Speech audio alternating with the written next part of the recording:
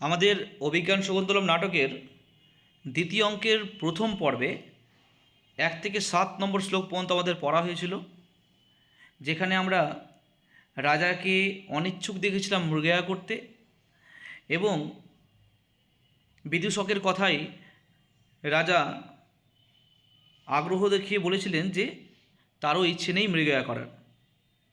এমতো অবস্থায় সেখানে সেনাপতিকে ডাকা হয় এবং সেনাপতিকে মৃগয়া থেকে বিরত থাকার জন্য সেই দিনের জন্য বলা হয় এবং যারা সেই বনে গেছে মৃগয়াতে তাদেরকে ফিরিয়ে আনার কথা সেনাপতি রৈবতককে রাজা আদেশ দেন। এর পরবর্তী পর্যায়টা আমাদের পড়া শুরু হচ্ছে 8 নম্বর শ্লোক থেকে। তো দেখা যাক যে 8 নম্বর শ্লোকে কি আছে।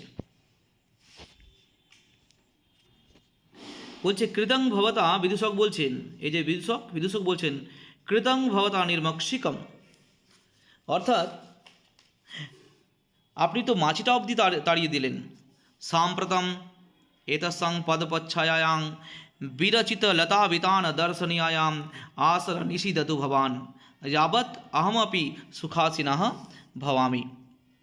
এবার বিদূষক বলছেন রাজাকে যে এবার লতায় তৈরি চাঁদোয়ার মতো সুন্দর গাছের ছায়ার বেদিতে একটু বসুন, আমিও একটু আরাম করে বসি। তখন রাজা বলছেন গচ্ছাগ্রতঃ, বলছে সামনে চলো। বিদূষক বলছেন এতু ভবান, আপনি আসুন।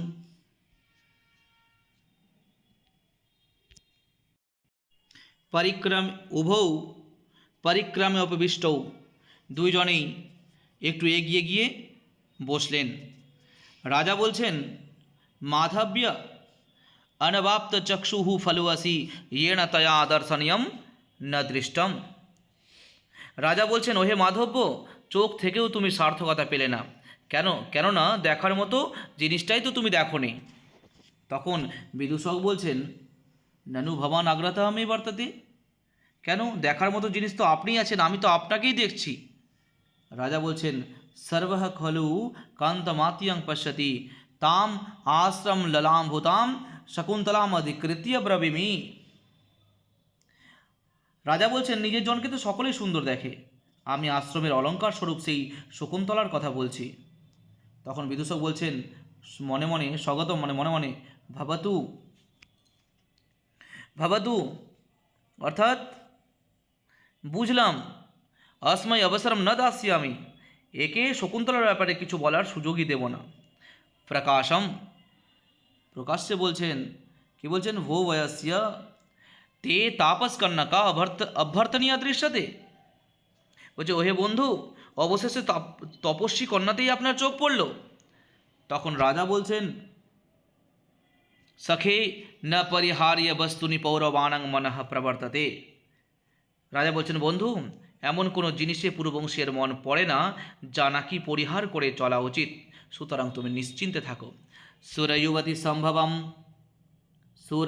সম্ভবং কিল মুরেরপত্তম তদ উজ্জিদাদিগতম অর্কস্য উপরি শিথিলম চ্যুতমিব নবমালিকা কুসুমম। অর্থাৎ আকন্দ ফুলের উপর খসে পড়া নবমালিকা ফুলের মতো সুন্দর সেই মুনিকন্যা আসলে অপ্সরার গর্ভজাত। মা একে পরিত্যাগ করে চলে গেলে মুনি তাকে পালন করেছেন মাত্র। দেখো, আকন্দ ফুলের উপরে খসে পড়া নবমালিকা ফুলের মতো সুন্দর সেই মণিকন্যা, অর্থাৎ এই মণিকন্যা হচ্ছেন, মানে মণিকন্যা বলতে শকুন্তলার কথা বলা হচ্ছে, সেই শকুন্তলাকে বলা হচ্ছে সে নবমালিকা ফুলের মতো। আর আকন্দ ফুলের উপরে খসে পড়া অর্থাৎ যার আশ্রমে ছিল কর্ণমুনির আশ্রমে, সেই কর্ণমুনিকে বোঝানো হয়েছে। বলা হচ্ছে এই নবমালিকা আসলে মা তার মেনকা অর্থাৎ অপ্সরা, সেই অপ্সরার গর্ভজাত, এই কথাটাই বলতে চেয়েছেন রাজা এখানে। তার পরবর্তী পড়াটা দেখো এবার। বিদূষকঃ বিহস্য, অর্থাৎ বিদূষক হেসে বলতে লাগলেন তখন যথা কস্যাপি পিণ্ড খর্জুরৈ উদ্বেজিতস্য তিন্তিন্যাম অভিলাষো ভবেৎ তথা স্ত্রীরত্ন পরিভাবিনো ভবত ইয়ম প্রার্থনা অভ্যর্থনা।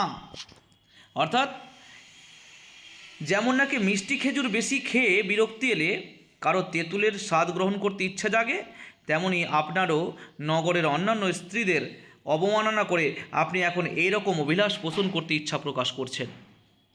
তখন রাজা বলছেন, ন তাবদ এনাং পশ্যসি ইয়েন এবং অবাদিহি।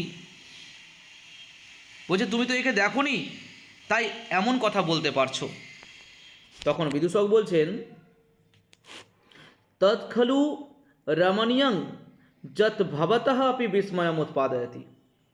বিদূষক বলছেন, তা সে অবশ্যই সুন্দরী হবে, কারণ সে তো আপনার মতো মানুষেরও বিস্ময় উৎপাদন করতে পেরেছে। তখন রাজা বলছেন, বয়স্য কিং বহুনা। রাজা বলছেন, বন্ধু, বেশি বলার কী বা প্রয়োজন আছে? কারণ চিত্রে নিবেশ্য পরিকল্পিত সত্যযোগা রূপচ্চয়নে মনসা বিধিনা কৃতাनु স্ত্রীরত্ন সৃষ্টিরপরা প্রতিভাতি সামে ধাতুর্বিভুত্তম অনুচিন্ত্য বপুশ্চ তস্যাহ। আবার বলছি দেখো, চিত্রে নিবেশ্য পরিকল্পিত সত্যযোগা রূপচ্চয়নে মনসা বিধিনা কৃতাनु স্ত্রীরত্ন সৃষ্টিরপরা প্রতিভাতি সামে ধাতুর্বিভুত্তম অনুচিন্ত্য বপুশ্চ তস্যাহ। অর্থাৎ সৃষ্টিকর্তা বিধাতা আগে চিত্রে অঙ্কন করে তারপর যেন তাতে প্রাণ দান করেছেন। চিত্রে নিবেশ্য অর্থাৎ চিত্রে অঙ্কন করে, পরিকল্পিত সত্যযোগা অর্থাৎ পরিকল্পনা করে, রূপচ্চয়নে মনসা আবর্ধনা কীর্তন মনে মনে তাকে তার রূপকে কল্পনা করে তার মধ্যে প্রাণদান করেছেন, অথবা সমস্ত রূপ একত্র করে মনে মনেই তাকে সৃষ্টি করেছেন। বিধাতার সৃষ্টি ক্ষমতা আর তার দেহলাভ্যনের কথা ভেবে আমার এই ধারণা হয়েছে যে সেই তাপসকন্যা বিধাতার এক অনন্য সৃষ্টি। তাই জন্য বলছে, স্ত্রীরত্ন সৃষ্টিরা পড়া প্রতিভাতি সামে ধাতুর বিভত্তমান চিন্তিয়া বপুশ্চ তস্যাহ। অর্থাৎ বিধাতার সৃষ্টি ক্ষমতা আর তার দেহলাভ্যনের কথা ভেবে আমার এই ধারণা হয়েছে যে এই তাপসকন্যা বিধাতার এক অনন্য সৃষ্টি।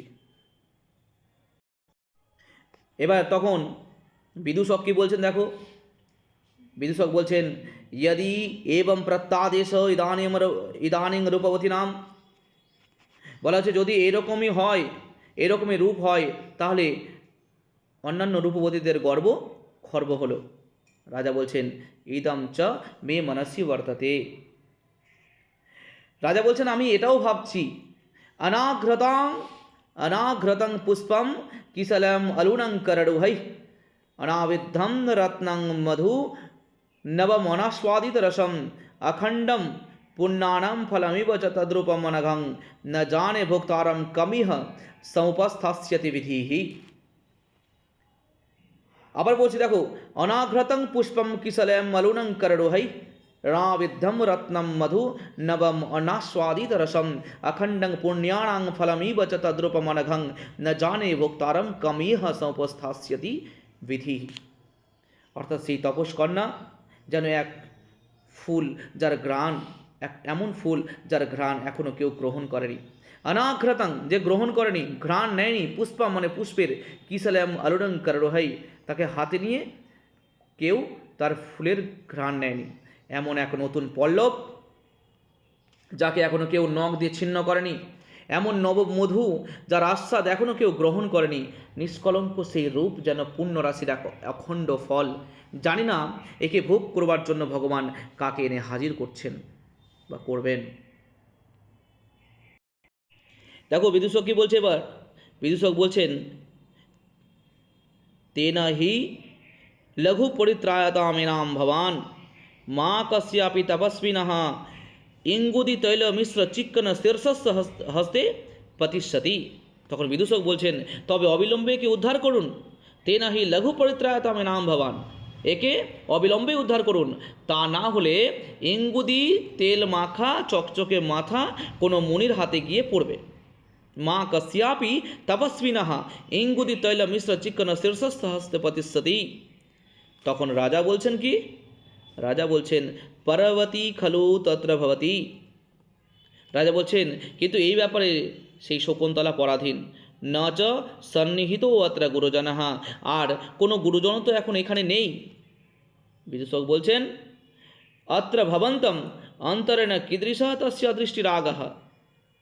বিদূষক বলছে, তা আপনার প্রতি তার দৃষ্টিতে অনুরাগের কোনো চিহ্ন দেখেছেন কি? আপনার জন্য কি সেই কোনো অনুরাগ প্রকাশ করেছে কি? তখন রাজা বলছেন, নিসর্গাদ এব প্রগল্ভস্তপস্বী কন্যাজনঃ तथापि तु अभिमुखे मयि संहृतमीक्षितं हसितम् अन्ननिमित्तिककृतोदयं हसितम् अन्ननिमित्तकृतोदयं विनयवारितवृत्तिरतस्तया न बिवृतो मदन न च संवृत्तः। আবার পড়ছি, অভিমুখে ময়ি সংহৃতমীক্ষিতম হসিতম অন্ন নিমিত্ত কৃতোদয়ম বিনয় বাড়িত বৃত্তিরতস্তয়া না বিবৃত মদন ন চ সংবৃত্তঃ।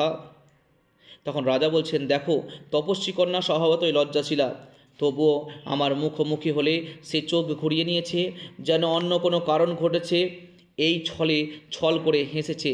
সুতরাং ভদ্রতাবশত কামনার প্রকাশকে বাধা দিতে চাইলেও তা পুরোপুরি প্রকাশ না হলেও গোপনও থাকেনি।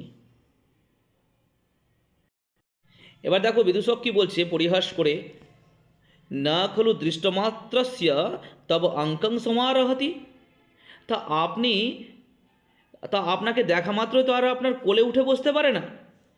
তখন রাজা বলছে, মিথঃ প্রস্থানে পুনঃ শালীনতয়াপি কামম আবিষ্কৃত ভাবস্তত্র ভবত্য়া तथा हि दर्भाङ्कुरेण चरणक्षत इत्तकाण्डे तन्वी स्थिता कतिचिदेव पदानि गत्वा आसीत् विवृत्तवदना च विमोचयन्ती शाखासु बलकलमसक्तमपि द्रुमाणाम्। আবার বলছি, দর্ভাঙ্কুরেণ চরণः क्षत इत्तकाण्डे दर्भाङ्कुरेण चरणः क्षत इत्तकाण्डे तन्वी स्थिता कतिचिदेव पदानि गत्वा आसीत् विवृत्तवदना च विमोचयन्ती শাখাসু বলকলমসক্তমপি দ্রোমাণাম। কি বলা আছে দেখো, সেই তন্নি শকুন্তলা কয়েক পা গিয়েই কুশের ডগায় পা বিঁধেছে এই ভাব দেখিয়ে অকারণে কিছুক্ষণ দাঁড়িয়ে রইল। গাছের ডালে পরিধেয় বলকল জড়িয়ে না গেলেও তা খোলার ভান করে আমার মুখের দিকে বারবার ঘুরে তাকিয়ে রইল।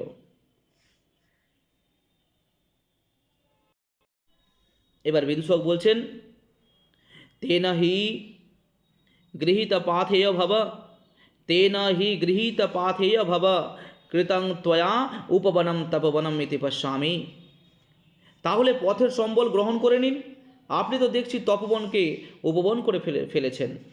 রাজা বলছেন, সখে তপস্বিভিঃ কয়শ্চিৎ পরিজ্ঞাতো अस्मि চিন্তয়া তাবৎ কেনাপদেশেন সকৃদপি আশ্রমে বসামহ। রাজা বলছেন, বন্ধু কিছু তপস্বী আমায় এখানে চিনে ফেলেছেন, একটু ভেবে বের করো তো, কোনো ছুতোই অন্তত একবার জন্যও আশ্রমে আমি প্রবেশ করতে পারি। তখন বিদূষক বলছেন, কহ অপরহ অপদেশः তব রাজ্ঞঃ। বিদূষক বলছে, আপনি তো রাজা, আপনার আবার ছুতোর কি প্রয়োজন? নিবার ষষ্ঠ ভাগম अस्माकं উপহরন্তু ইতি। আমাদের প্রাপ্য নিবার ধানের 1/6 দিন, এই বললেই আপনি সেখানে প্রবেশ করতে পারবেন, এই বললেই হলো।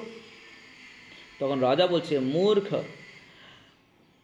অন্যদ ভাগধেয়ম এতেষাম রক্ষণে নিপততি यद रत्न राशिनपि विहाय अभिनन्द्यं पश्य यद उत्तिष्ठति वर्णेभ्यो नृपाणं क्षयितत्फलं तपः शरभागमक्षज्जं ददाति अरण्यकाहिनः। আবার বলছি, यदुत्तिष्ठति वर्णेभ्यो नृपाणं क्षयितत्फलं तपः शरभागमक्षज्जं ददाति अरण्यकाहिनः। অর্থাৎ রাজা বলছেন, তুমি একটি মূর্খ, এদের রক্ষার জন্য কর হিসেবে আমরা অন্য এক জিনিস পেয়ে থাকি, যা নাকি রত্নরাশি উপেক্ষা করেও সাদরে গ্রহণ করার জিনিস। দেখো, রাজারা অন্যান্য ব্রাহ্মণ ক্ষত্রিয় প্রভৃতি প্রজাদের কাছ থেকে কর হিসেবে যা পেয়ে থাকেন সেসব জিনিস নশ্বর, কিন্তু বনবাসী তপস্বীরা আমাদের তাদের তপস্যার্জিত পুণ্যের অক্ষয় 1/6 কর হিসেবে দিয়ে থাকেন। নেপথ্যে অর্থাৎ আড়ালে শোনা যাচ্ছে, হান্ত সিদ্ধার্থ উস্বাহা, যাক আমাদের উদ্দেশ্য সিদ্ধ হয়েছে। রাজা বলছেন, করণং দত্ত্বা অয়ে ধীর প্রশান্ত স্বরেষু তপস্বীভির্ভবিতব্যম। রাজা সেই কথা শুনে, ওহে এই ধীর অথচ প্রশান্ত কণ্ঠস্বর শুনে মনে হচ্ছে এরা তপস্বী।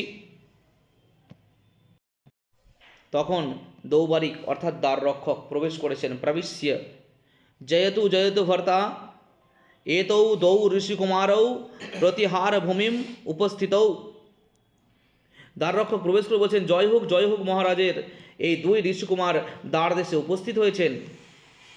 রাজা বলছেন, তেনা হি অবিলম্বিতম প্রবেশয় তৌ, তাহলে অবিলম্বে তাদের ভেতরে নিয়ে এসো। দৌবারিকাহা অর্থাৎ দ্বাররক্ষম নিষ্ক্রম্য ঋষিকুমারাভ্যাম সহ প্রবেশ্য এস প্রবেশামি ইতঃ ইতঃ ভবন্তৌ। অর্থাৎ দৌবারিক বলছেন, যা আজ্ঞা আপনার, বেরিয়ে দুই ঋষিকুমারকে নিয়ে প্রবেশ করে বলছেন, এইদিকে আসুন। উভৌ রাজানাম বিলোকয়তঃ, দুই ঋষিকুমার রাজাকে দিকে তাকিয়ে রইলেন। প্রথমঃ অর্থাৎ প্রথম ঋষিকুমার বলছেন, অহো দীপ্তিমতৌ অপি বিশ্বসনীয়তাস্য বপুষঃ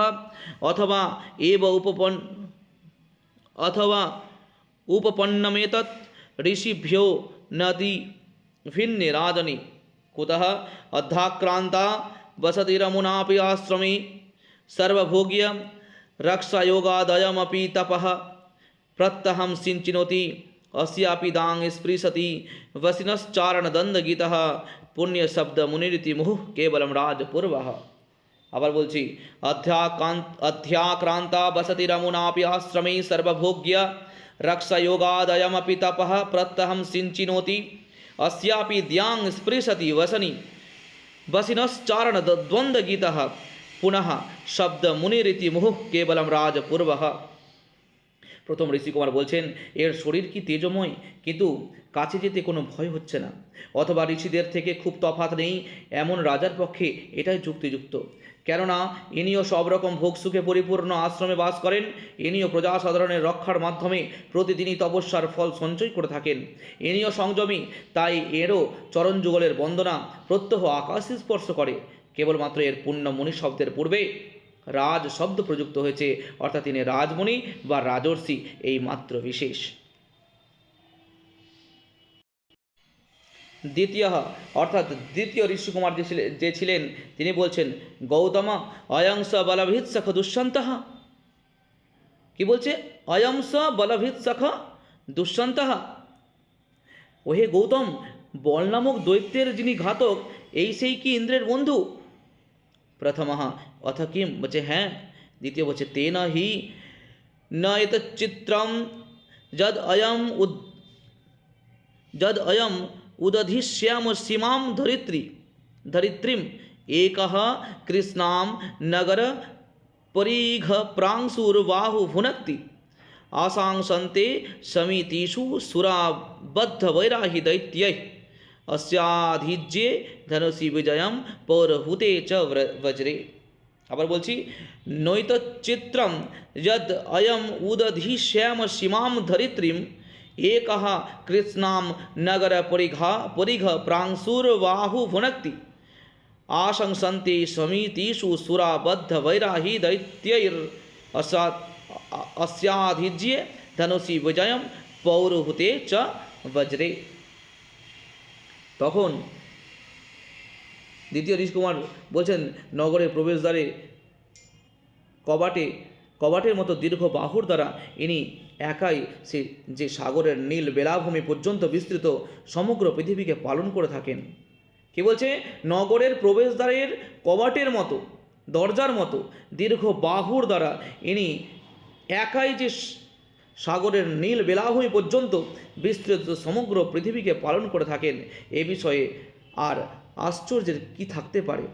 দৈত্যের সঙ্গে চিরকাল শত্রুতা আছে যে দেবতাদের, তারাও দৈত্যদের সঙ্গে যুদ্ধ লাগলে এর জ্যাযুক্ত ধনু আর ইন্দ্রের বজ্রের উপর নির্ভর করে যুদ্ধ জয়ের আশা করে থাকেন। অর্থাৎ উভয়েই, প্রথম এবং দ্বিতীয় ঋষিকুমার উভয়েই উপগামিয়া বিজয়স্বরাজ রাজন, উভয়েই একসঙ্গে বলছেন জয় হোক রাজার। তখন রাজা বলছেন আসনাদ উত্থায়, অর্থাৎ আসন থেকে উঠে রাজা বলছেন অভিবাদয়ে ভবন্তৌ, আপনাদেরও অভিনন্দন জানাচ্ছি। অর্থাৎ দুজনে বলছেন স্বস্তি ভবেৎ ফলানি উপহরতঃ, অর্থাৎ আপনার কল্যাণ হোক। দুইজন বলছে আপনার কল্যাণ হোক। রাজাকে আনা তাদের হাতে একটা ফল রাজাকে উপহার দিলেন। কিছু ফল তারা এনেছিলেন, রাজাকে উপহার দিলেন। রাজা সপ্রণামম পরিগৃহ, প্রণামপূর্বক রাজা তা গ্রহণ করলেন। বলছেন আগামী ইচ্ছামি, আপনারা আমাকে আদেশ করুন। উভৌ দুজনেই বললেন বিদিত ভবান আশ্রম সদাম ইহস্থ তেন ভবন্তম প্রার্থয়ন্তি। উভয় বলছেন আশ্রমবাসীরা জেনেছেন যে আপনি বর্তমানে এখানে আছেন, তাই আপনার কাছে একটা অনুরোধ পাঠিয়েছেন। রাজা বলছেন কে মাজ্ঞা পায়ন্তি, কি আদেশ করেছেন আমার জন্য? উভৌ অর্থাৎ উভয়েই বলছেন, কি বলছেন? তত্র ভবতঃ কর্ণস্ব মহর্ষির অসন্নিধাদ রক্ষাংসি নহ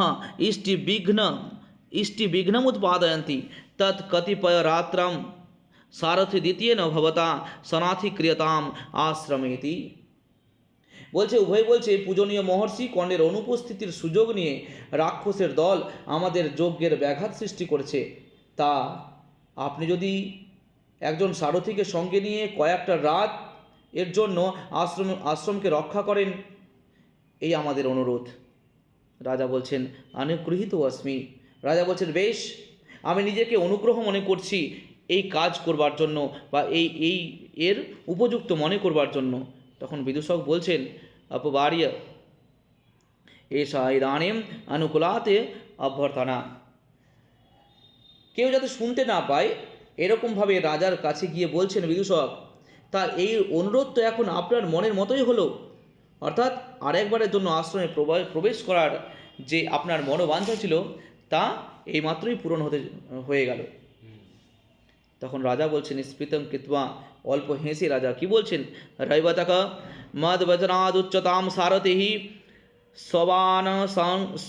সবানাসনং রথম উপস্থাপয়তি। অর্থাৎ ওহে রৈবতক, তুমি সারথিকে বলো রথ নিয়ে আসতে এবং তার সঙ্গে সঙ্গে আমার ধনুর্বাণ সঙ্গে নিয়ে আসতে। দৌবারিক বলছেন ইয়ৎ আজ্ঞাপয়তি নিষ্ক্রান্তঃ, যা আজ্ঞা মহারাজ, এই বলে তিনি বেরিয়ে গেলেন। উভৌ সহর্ষম, দুই ঋষিকুমার আনন্দের সঙ্গে বলতে লাগলেন। কি বলছেন? অনুকারিণী পূর্বেশাম যুক্তরূপম ইদম ত্বয়ি আপন্ন অভয় সত্রেষু দীক্ষিতাঃ খলু পৌরবাঃ। কি বলছে? আবার বলছে অনুকারিণী পূর্বেশাম যুক্ত রূপম ইদম ত্বয়ি আপন্ন অভয় সত্রেষু দীক্ষিতাঃ খলু পৌরবাঃ। অর্থাৎ পূর্বপুরুষদের অনুগামী আপনার পক্ষে এরকম আচরণই যথাযোগ্য হয়েছে, কেননা বিপন্নকে রক্ষা করার যজ্ঞে পুরুবংশীরা চিরকালই দীক্ষিত হয়ে আছেন। তখন রাজা বলছেন সপ্রণামম, প্রণাম করে গচ্ছতম পুরো ভবন্তৌ, আপনারা সামনের দিকে এগিয়ে চলুন। অহমপি অনুপদম আগত এব, আমিও আপনাদের পেছন পেছন আসছি। উভৌ বিজয়স্ব নিষ্ক্রান্তৌ, আপনার জয় হোক, এই বলে সেখান থেকে দুই ঋষিকুমার বেরিয়ে পড়ল। এর রাজা বলছেন মাধব্য আপি অস্তি শকুন্তলা দর্শনে কুতূহলম। যে মাধব্য, শকুন্তলাকে কি দেখার তোমার ইচ্ছে আছে? তখন বিদূষক বলছেন প্রথমম সপরিবাহম আসিত ইদানীম রাক্ষস বৃত্তান্তেন বিন্দুরপি না অবশেষিতঃ। বিদূষক বলছেন যে প্রথমে তো সেই ইচ্ছা জলোচ্ছ্বাসের মতো বেগবান ছিল, কিন্তু এখন রাক্ষসের কথা শুনে বিন্দুমাত্র অবশিষ্ট নেই। রাজা বলছে মা ভয়সিহি, বলছে আরে তুমি ভয় পেও না। রাজা বলছে আরে তুমি ভয় পেও না, ননু মত সমীপে বর্তিষ্যসে, তুমি আমার পাশেই থাকবে। তখন বিদূষক বলছেন এষ রাক্ষসাৎ রক্ষিত অস্মি, যাক তাহলে রাক্ষসের হাত থেকে বাঁচলাম। প্রবেশ করে, কে প্রবেশ করলো? দৌবারিকাহা, দৌবারিক প্রবেশে বলছে কি বলছে দেখো, সজ্জোরথো ভর্তুঃ বিজয় প্রস্থানম অপেক্ষতে। কী বলে দেখো, দৌবারিক প্রবেশ করে বলছে রথ সাজানো হয়েছে, তা এখন প্রভুর জয়যাত্রার জন্য অপেক্ষা করছে। এইসব পুনঃ নগরত দেবীনাম আজ্ঞপ্তিহারः করভকः আগতः।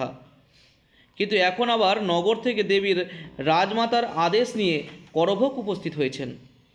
রাজা বলছেন সাদরম, রাজা সাগ্রহে বলছেন কিম অম্বাবিহি প্রেষিতः, সে কি মা পাঠিয়েছেন?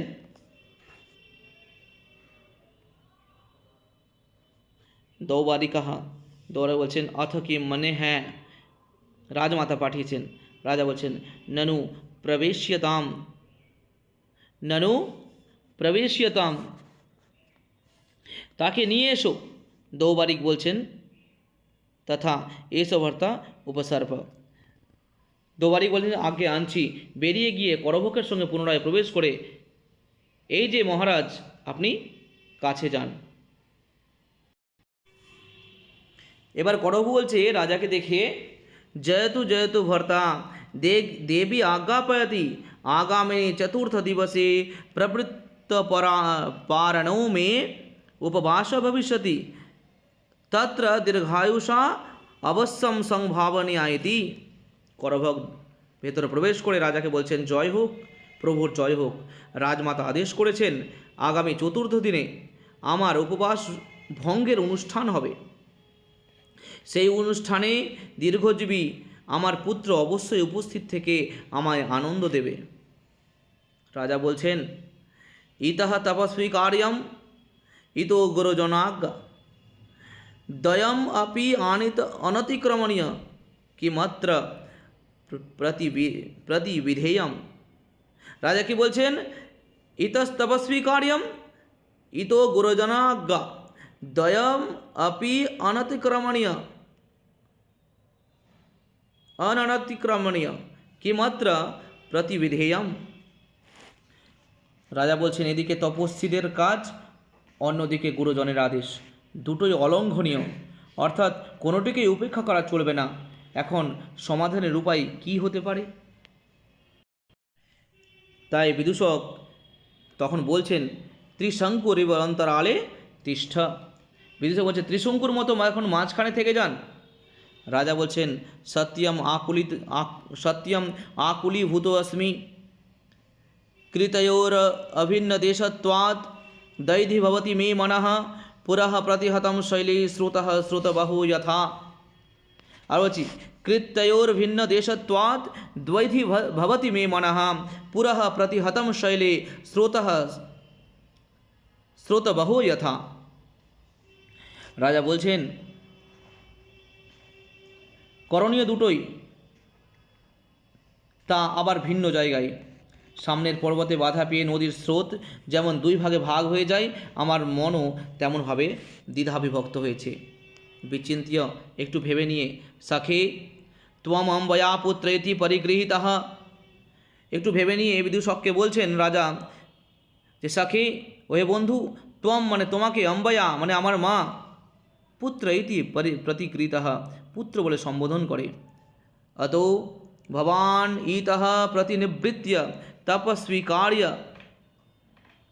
ব্যগ্রমানসম মাম অবেদ্য তত্র ভবতীনাম পুত্রকৃত্যম অনুষ্ঠাতুমর্হতি। বলছে অতএব তুমি এখান থেকে গিয়ে, আমি তপস্বীদের কাজে ব্যস্ত, তাকে রাজমাতাকে জানিয়ে তার পুত্রের করণীয় অনুষ্ঠান নিজেই, অর্থাৎ আমার প্রতিনিধি হিসাবে করে দিতে পারবে। এখানে রাজা বিদূষককে মানে রাজ বাড়িতে পাঠানোর প্রস্তাব দিলেন। তখন বিদূষক বলছেন কি, ন খলু মাং রাক্ষস ভীরুকম গণয়সি, আমাকে আবার রাক্ষস ভীরু বলে ভাববেন না। রাজা সস্মিতম, রাজা অল্প হেসে বলছেন কথম এতদ্ ভবতি সম্ভাব্যতে, আরে তোমার সম্বন্ধে এমন কথা ভাবা যেতে পারে? বিদূষক বলছেন যথা যথা রাজানুজেন গন্তব্যম তথা গচ্ছামি, যথা রাজ অনুজেন গন্তব্যম তথা গচ্ছামি, অর্থাৎ রাজার ভাই যেভাবে যায় তেমনভাবে আমি যেতে চাই। তখন রাজা বলছেন ननु तपोवन उपरोधः परिहरणीय इति सर्वान् अनुजात्रिकान् त्वयैव सह प्रस्थापयामि। রাজা কি বলছেন? ননু তপোবন উপরোধ পরিহরণীয় ইতি সর্বান অনুযাত্রিকান ত্বয়ৈব সহ প্রস্থাপয়ামি। রাজা বলছেন, শোনো, তপবনে যাতে অশান্তি না ঘটে সেই কথা ভেবে সমস্ত অনুচরদের তোমার সঙ্গেই পাঠাচ্ছি। বিদূষক বলছেন, তেনা হি যুবরাজও अस्मि ইদানীম সংবৃত্তঃ। তখন বলছেন বিদূষক ঠাট্টা করে বলছেন যে তাহলে তো এখন আমি যুবরাজ হয়ে গেলাম। রাজা বলছেন স্বগতম, মনে মনে কি বলছেন? চপলয়ং বটহু, এই ব্রাহ্মণ কুমার লঘুচিত্ত এবং হালকা প্রকৃতির। কদাচিৎ अस्मत् প্রার্থনাম অন্তঃপুরেভ্য কথয়েত, যদি আমার যে মনোবাঞ্ছা মনোবাসনের কথা অন্তঃপুরের রানীদের সঙ্গে বলে ফেলেন, ভাবাতু এনাম এব বক্সে, একে এরকমভাবে বলে দিই। বিদূষকম হস্তে গৃহীত্বা প্রকাশম, বিদূষকের হাত ধরে বলতে লাগলেন রাজা, বয়স্য বন্ধু ঋষি গৌরবাদ আশ্রমম গচ্ছামি, অর্থাৎ